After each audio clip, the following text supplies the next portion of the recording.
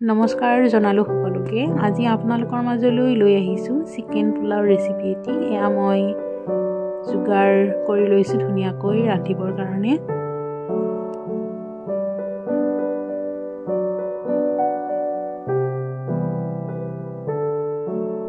এইফালে চচ পাতি দিছোঁ। এতিয়া গৰম হোৱাত ৰিফাইন তেল ব্যৱহাৰ কৰিছোঁ মই।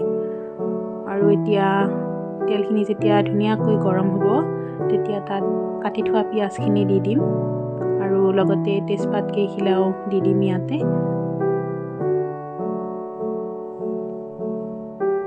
অকণমান সময় ভজা হোৱাৰ পাছত এতিয়া ইয়াতে ডালচেনি কেইপিচমান আৰু লং ইলাচি দিম। আৰু এই গোটেইখিনি যেতিয়ালৈকে ৰঙচুৱা হৈ নাযায় তেতিয়ালৈকে মই এনেদৰে ধুনীয়াকৈ ভাজি থাকিম। আৰু যেতিয়া ৰঙচুৱা হ'ব তেতিয়া মই ইয়াতে অকণমান চেনি দিম আৰু ড্ৰাই ফ্ৰুটখিনি দি দিম। ড্ৰাই ফ্ৰুট মই ইয়াতে কাজু আৰু কিচমিচ ব্যৱহাৰ কৰিছোঁ। আৰু এতিয়া ইয়াতে আদা নহৰু খুন্দি লোৱাখিনি দি দিছোঁ। জিৰা জালুক লৈছোঁ খুন্দি সেইখিনিও দিছোঁ। কেইটামান পকা জলকীয়া ধুনীয়াকৈ খুন্দি লৈছিলোঁ সেইখিনিও দিছোঁ আৰু বিলাহীখিনিও দি দিছোঁ। আৰু এই গোটেইখিনি ধুনীয়াকৈ ভাজি ল'ম এনেদৰে। আৰু যেতিয়া গোটেইখিনি ভজা হ'ব তেতিয়া মই ইয়াতে চিকেনখিনি দি দিম। চিকেন লৈছোঁ মই 1 কেজি পৰিমাণৰ আৰু ওপৰত অকণমান নিমখ দিছোঁ সোৱাদ অনুযায়ী। এতিয়া ঢাকনিখন বন্ধ কৰি দিম আৰু অকণমান পিছত ঢাকনি খুলি দিম। এয়া দেখিবলৈ ইমান ধুনীয়া হৈছে, দেখিছেনে?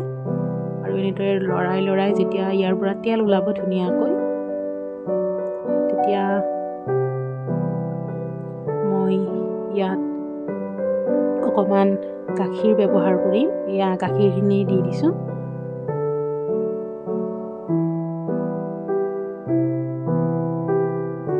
আৰু গোটেইখিনি ধুনীয়াকৈ আকৌ এবাৰ ভাজি ল'ম।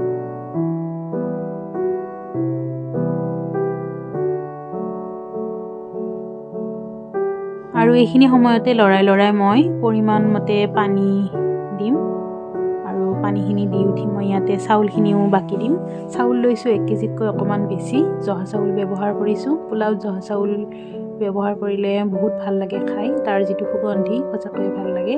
আৰু এনেদৰে লৰাই ঢাকনি বন্ধ কৰি দিম। যেতিয়া অকণমানকৈ উতল আহিব তেতিয়া ঢাকনি খুলি দিম। খুলি পেলাই আকৌ এবাৰ লৰাই দিম। যেতিয়ালৈকে পানীখিনি শেষ হৈ নাযায় তেতিয়ালৈকে এনেদৰে লৰাই থাকিম। মাজে মাজে ঢাকনি বন্ধ কৰিও দিম। আৰু এয়া আমাৰ পানী কমি আহিছে। আৰু যেতিয়া এনেকুৱা হ'ব অকণমান আধা সিজাৰ নিচিনা তেতিয়াই মই নমাই থৈ দিম। আৰু নমাই পেলাই ঢাকনি বন্ধ কৰি দি ওপৰত মই গৰম অঙঠা কেইটামান দি দিম। তেতিয়া বাকী যিখিনি আছে সেইখিনিও ধুনীয়াকৈ সিজি থাকিব।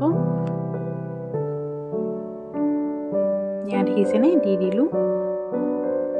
আৰু আমাৰ চিকেন পোলাও ৰেডি হৈ গ'ল। চাওকচোন দেখিবলৈ বহুত ধুনীয়া হৈছে।